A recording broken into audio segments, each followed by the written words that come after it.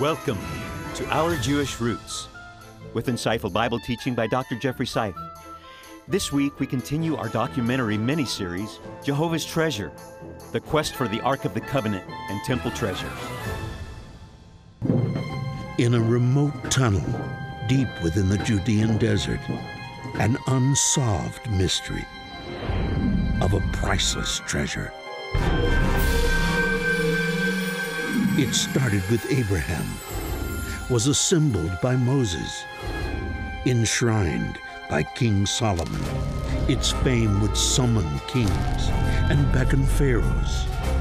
Its glory ravage foreign gods. What was the source of this might? Is history about to unleash its desert secrets?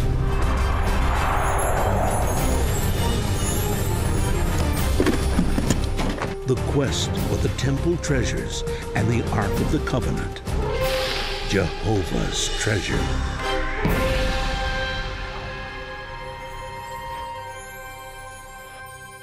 We are so glad you've joined us today. I am David Hart. I'm Kirsten Hart. I am Jeffrey Seif, and I have a question. Do you remember the expression dig it, as in I dig it? 60s, 70s, I'm dating myself. It's a way of saying there's something really cool. Well, we're digging it all right. Biblical archaeology, and that's pretty cool too, yes? Oh, we love good. it. I mean, who doesn't want to watch a program about that? And we're in our second program of a 3-part series. If you love this kind of thing, we have a whole DVD special that you can all order from our website. There's even more than we're showing. But today, we are beginning with the Israelites, the Hebrews, at Canaan, just about to cross over the Jordan River.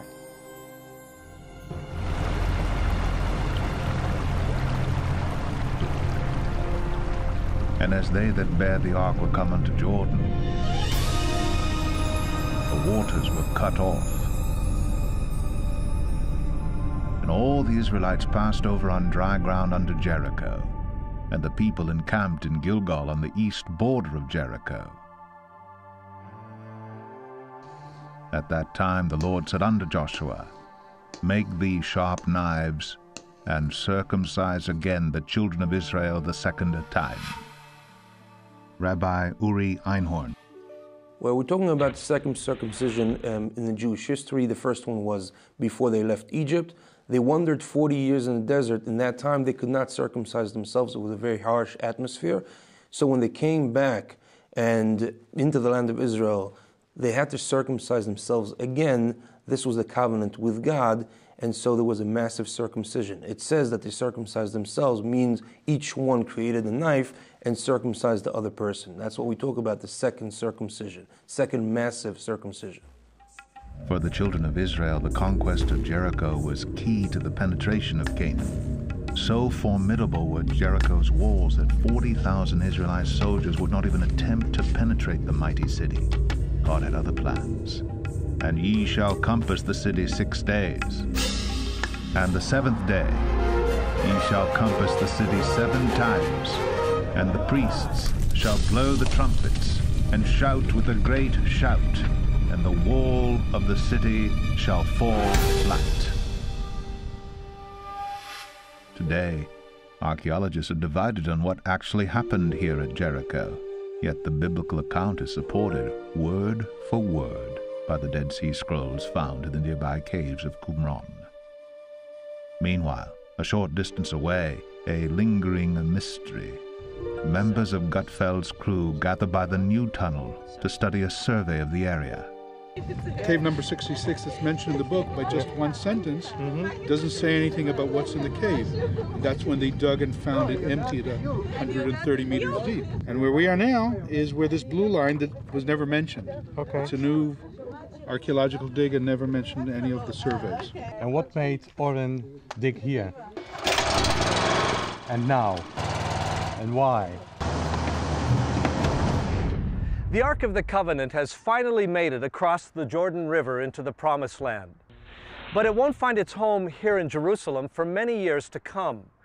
This mysterious golden ark is beginning to get a reputation, even among some of Israel's enemies. They've heard about this God of the Israelites. He's made some kind of a pact with his people, apparently chosen to see them through despite their hardened hearts.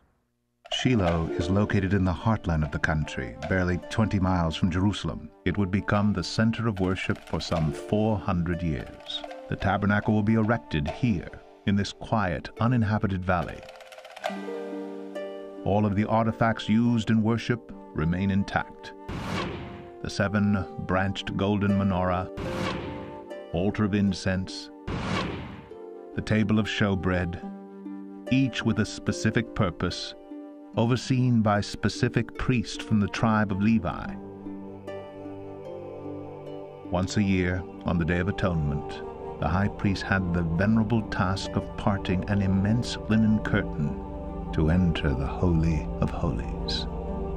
To be in this room was to be in the presence of Almighty Yahweh, Jehovah. Every move is planned, every step calculated. Then he shall kill the goat of the sin offering that is for the people, and bring his blood within the veil, and sprinkle the blood with his finger 7 times upon the mercy seat. For it is the blood that maketh an atonement for the soul.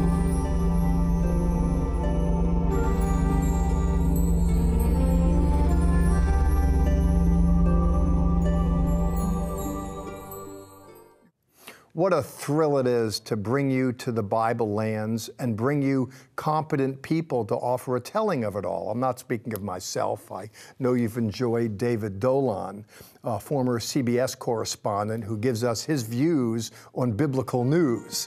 Of course, you've heard from archaeologists, me a little bit, and seen a lot of great pictures as together we go off in search of Jehovah's treasure. The biblical period that follows Joshua's death is known as the time of the Judges. The formative nation seeks to establish itself, moving ever westward through the lush hill country. Here they'll once again encounter a consortium of enemies, and here they'll fall prey to the beckoning of foreign gods. In present-day Ashkelon, evidence has been found of Israel's arch-enemies, the Philistines. Archaeologist Ian Stern. The Philistines were part of a mass movement of peoples in the 13th century BCE, making their way from Greece to the area of southern Canaan, setting up 5 cities known as the Philistine Pentapolis. They brought with them a well-trained army, an army consisting of archers, consisting of cavalry and charioteers. They also brought with them distinctive pottery from Greece. It was inevitable that these people would eventually clash with the Israelites in the mountains. The Israelites inched their way down from the mountainous area towards the coastal plain, meeting with these Philistines in their northern city in a place that was called Aphek. Now Israel went out against the Philistines to battle, and pitched beside Ebenezer, and the Philistines pitched in Aphek. And the Philistines put themselves in array against Israel. And when they joined battle, Israel was smitten before the Philistines. At Aphek, Israel would lose 2 battles, 34,000 lives, and most tragically, the Ark of the Covenant.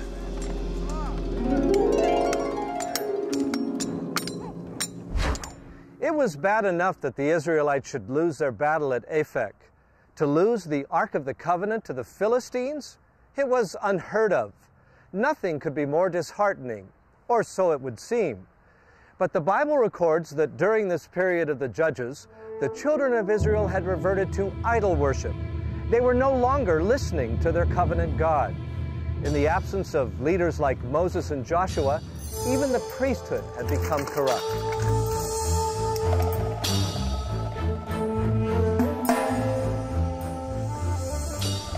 The captured Ark of the Covenant would be taken into the Philistine temple in Ashdod.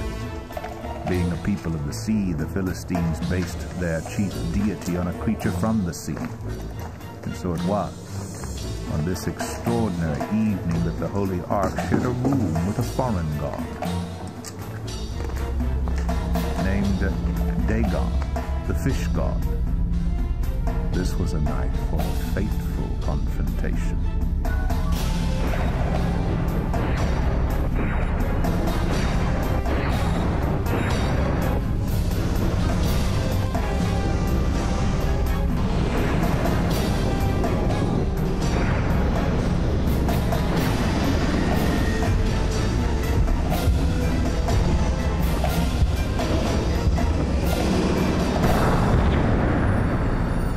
Philistines arose early in the morrow morning, behold, Dagon was fallen upon his face to the earth before the ark of the Lord, and his head and both palms were cut off. And the men of Ashdod said, The ark of the God of Israel shall not abide with us, for his hand is sore upon us. And God smote the city of Ashdod, and they sent the ark of God to Ekron. For 7 months the ark would travel from one Philistine city to another. At each site the results were the same, plague and death such as the Philistines had never known before. It had become quite clear that they could not harness the might of this Israelite God, who they perceived must be living in this troublesome golden box. Clearly the ark had to be returned to its rightful owners. Of course, the question was, were the Israelites really ready for the ark's return? Had they learned anything in its absence about the God who delivered their forefathers out of Egypt? They would soon find out. In a weird twist of fate, the Philistines decided to return the ark. Well, sort of. They figured if an unmanned cart could make it all the way back to the children of Israel, it would be a sign that the ark rightfully belonged to the Israelites. Miraculously, the unmanned cart finds its way to Beth Shemesh, a city owned by the Levites. As they were reaping their wheat harvest, they lifted up their eyes and saw the ark, and rejoiced to see it. And they took the wood of the cart and the cows thereof, and offered a burnt offering unto the Lord.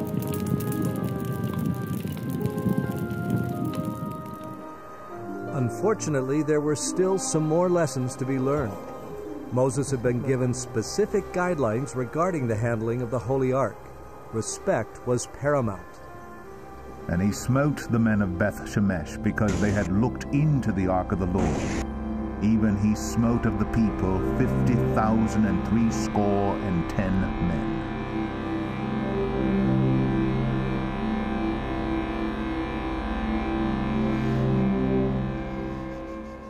Despite God's continued efforts to commune with his covenant people, they just didn't seem to get it. Their exuberance was so much lip service. Their actions proved that they were quite content, living in pride. In the absence of any spiritual authority, the ark would be placed in a private residence at a place called Kiryat Yearim.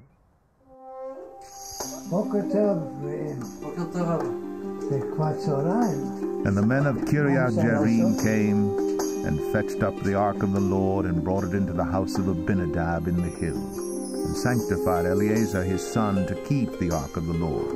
And it came to pass, while the ark abode in Kiryat Yearim, that the time was long, for it was 20 years.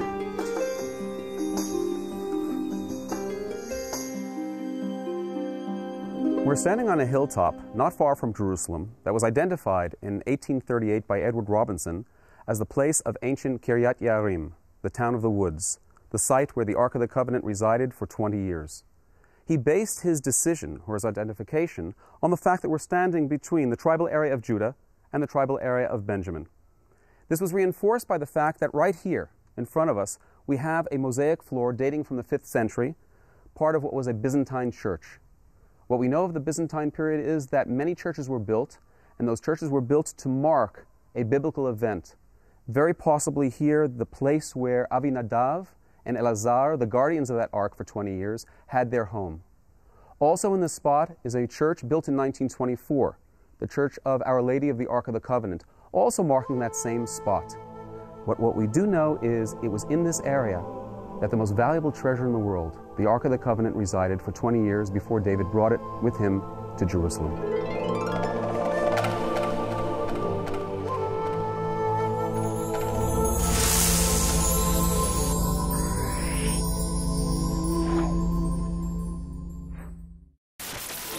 If you only watch us on television, you are missing additional content available only on our social media sites, Facebook, YouTube, and Twitter.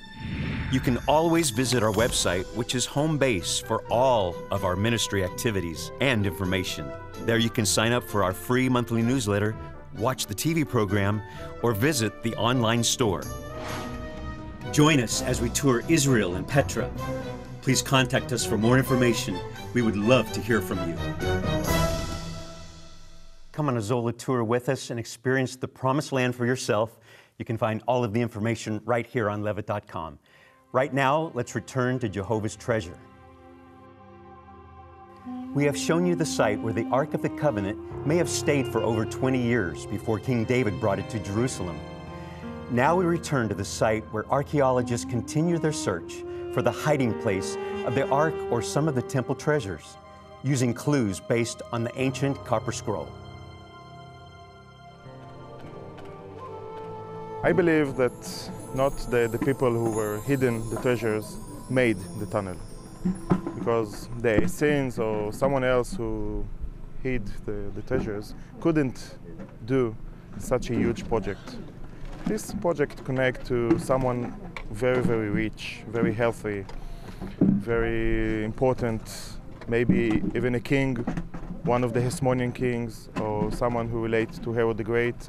So until now I believe that it's somehow connected to a tomb and perhaps used in secondary use to hide the treasures that are mentioned in the copper scroll. An intriguing parallel has emerged.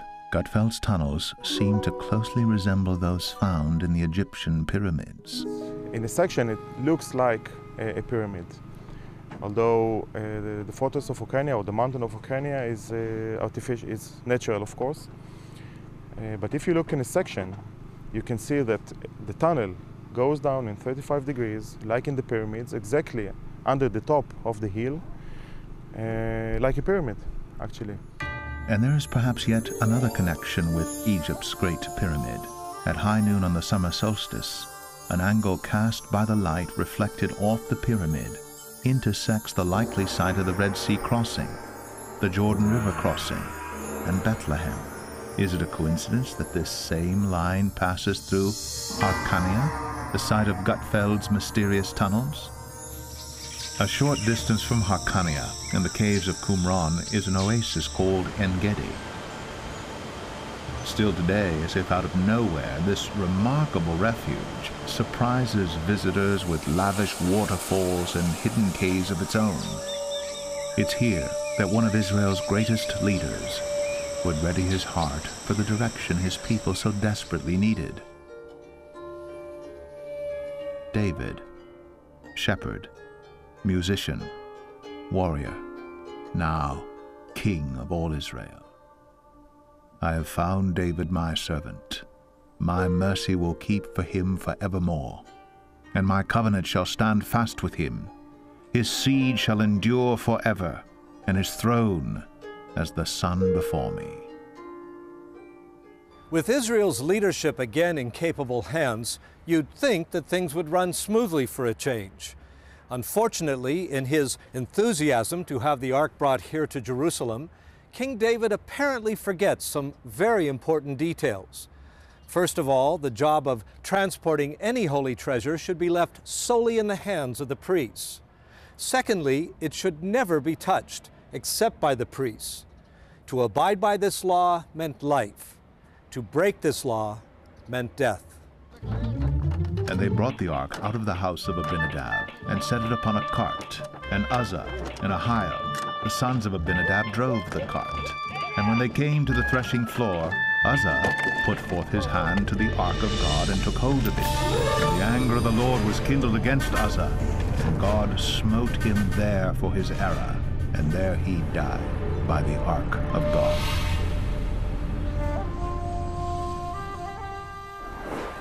We're standing here in Area G of the City of David excavations, a site where 3,000 years ago, David and his men were going to conquer the city, which was at that time the capital of the Jebusites. The Jebusites had placed their lame and their blind on the walls and gates of the city, mocking David's army. David ingeniously, with the help of his commander-in-chief Joab, go through what is called in the Bible the Tzinor, the water tunnel. They climb through the water tunnel, enter into the city, and then run to the water gate, opening the city up, allowing David's army to come through, making this at that point the City of David. Behind us over here is the stepstone structure, and above that structure, a palace, probably the palace of David himself. It was in this city that David later on will bring the Ark of the Covenant, where it will eventually have its final resting place.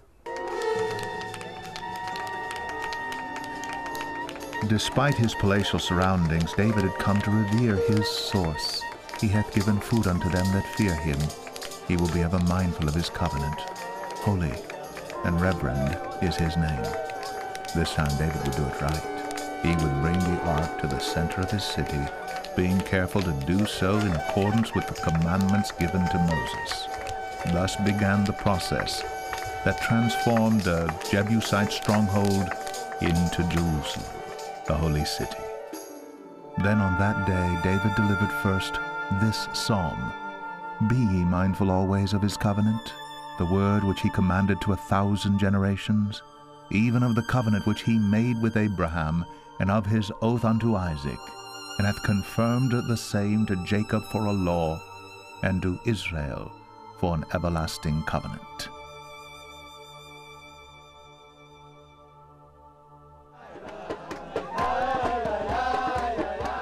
In this wedding celebration just outside of Jerusalem, the spirit of David endures.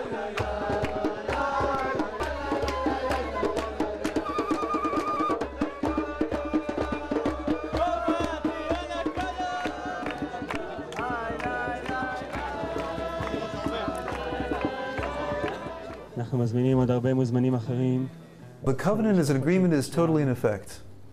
It's like the wedding ring between the groom and the bride. So the relationship is between God and mankind, and the Jewish people, particularly at Sinai. The Ark of the Covenant, or the Luchot, they call it the tablets of the Ten Commandments, is the symbolic ring. So when there's a marriage, even if the ring gets lost or temporarily misplaced, marriage is still very vital. Meanwhile, deep within Oren Gutfeld's tunnel, something has been found. Perhaps a piece of the puzzle. איפה המברשת שיניים שלך? יש פה של שתי של ניבים. ניבים גדולים. לא, זה לא בן אדם. זה ניב. אז פה יש לך... זה כמו דבה או זאב או משהו כזה.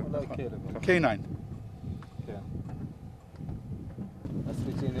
Now I need money for C14 test. To Gutfeld, even animal bones can be clues.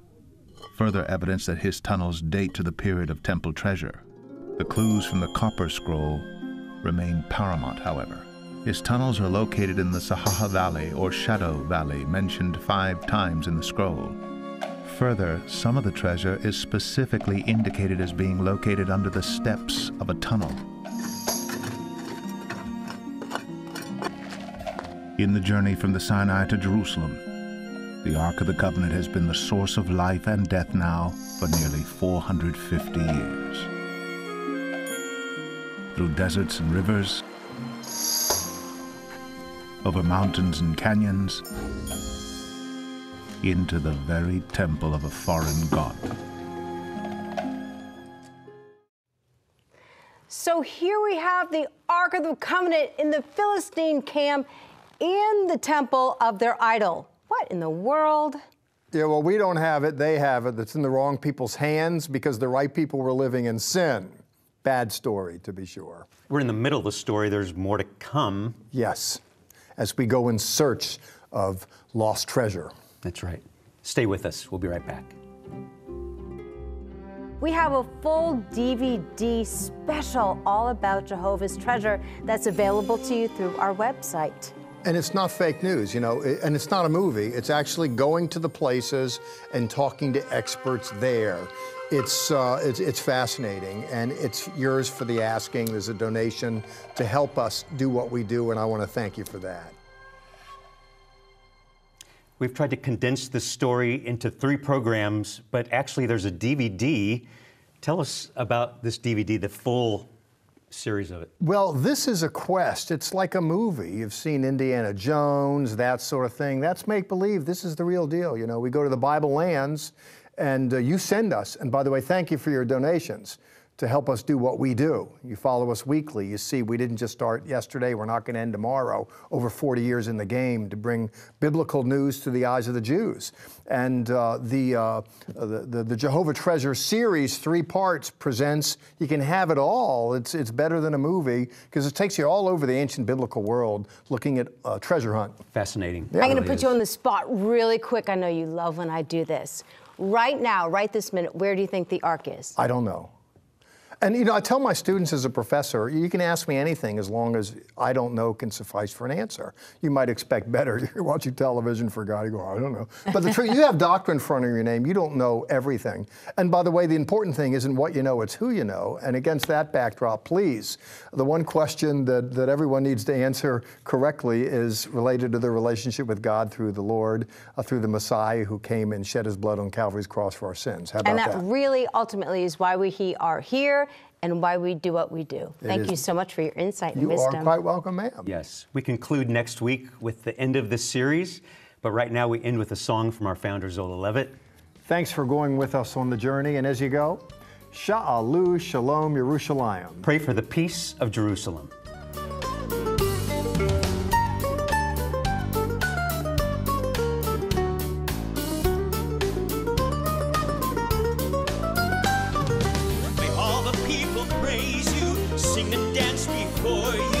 Make a joyful noise unto the Lord. King of all the kingdoms, creator of creation, author of salvation, on his throne in heaven. We are called to be your people for eternity, your nation. Make a joyful noise, make a joyful noise, make a joyful noise unto the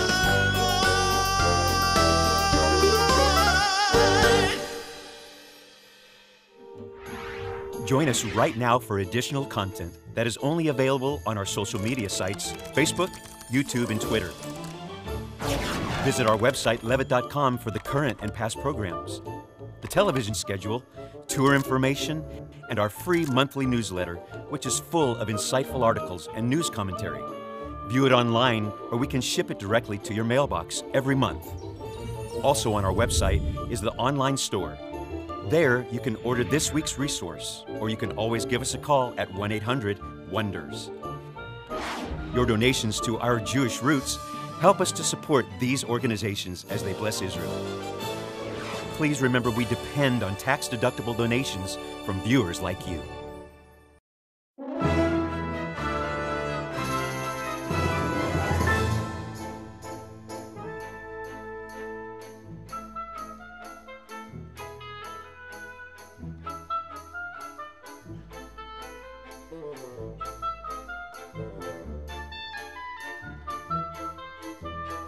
This has been a paid program brought to you by Zola Levitt Ministry.